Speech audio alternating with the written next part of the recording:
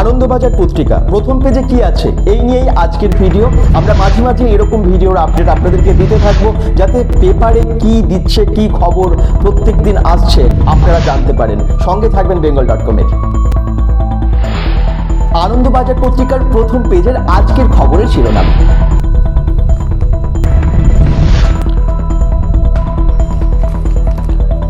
Vote নিয়ে উপদেশ দিয়ে না, বললেন মিশন।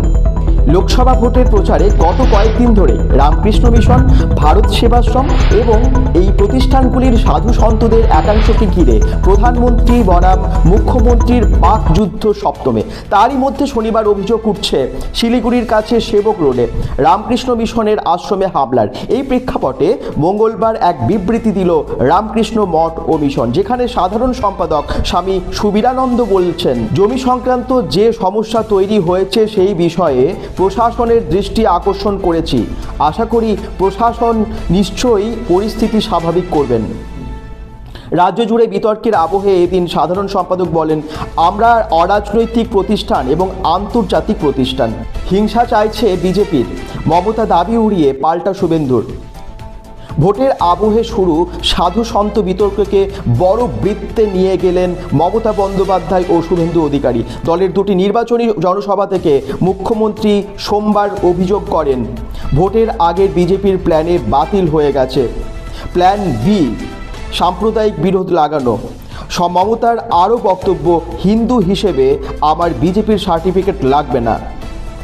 রামকৃষ্ণ মিশন, ইস্কন এবং ভারত সেবাশ্রম সংঘকে জড়িয়ে তৃণমূল নেত্রীর তোলা সাম্প্রতিক অভিযোগের প্রেক্ষিতে বিরোধী দলনেতা শুভেন্দু পাল্টা বলেছেন, বেশ কিছু ইমাম তৃণমূলের হয়ে প্রচার করছেন, চুরি ও ভোট ব্যাংকের জন্য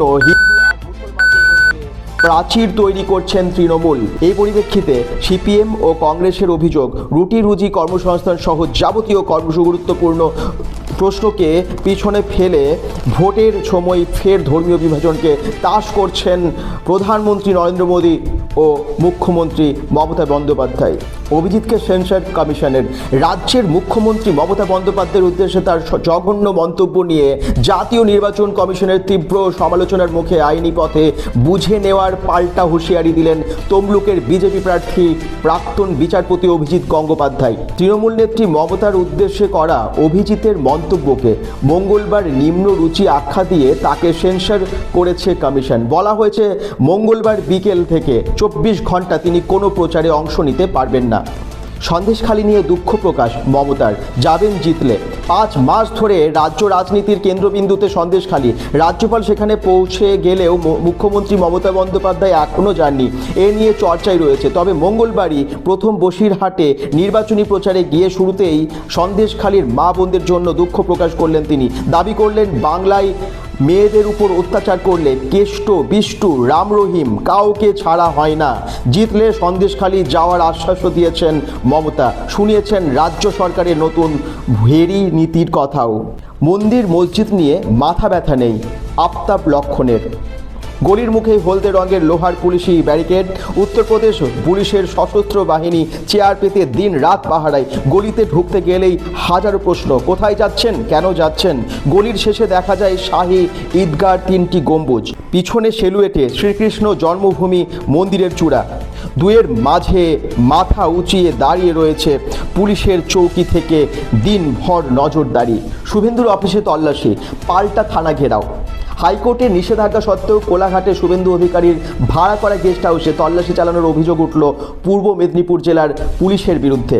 মেদিনীপুরে ভোটের 4 দিন আগে মঙ্গলবার সন্ধ্যায় প্রায় 1.5 ঘন্টা ধরে চলে তল্লাশি। পুলিশের একটি সূত্রের দাবি, নির্দিষ্ট একটি তথ্যের ভিত্তিতে এক দুষ্কৃতীর খোঁজে শুভেন্দু অধিকারীর অফিসে তল্লাশি চালানো হয়, তবে কিছু পাওয়া যায়নি।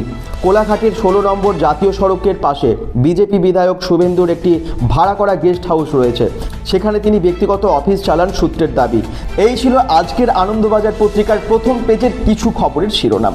আশা করছি ভিডিওটা আপনাদের ভালো লাগছে। যদি ভালো লাগে তাহলে এরকম মাঝে মাঝে আমরা চলে আসবো আপনাদের কাছে খবরগুলোকে তুলে ধরবো। সবাই ভালো থাকুন, সুস্থ থাকুন, bengal.com-এর সাথে থাকুন। যারা দেখলেন ভিডিওটাকে শেয়ার করতে ভুলবেন না। বাই।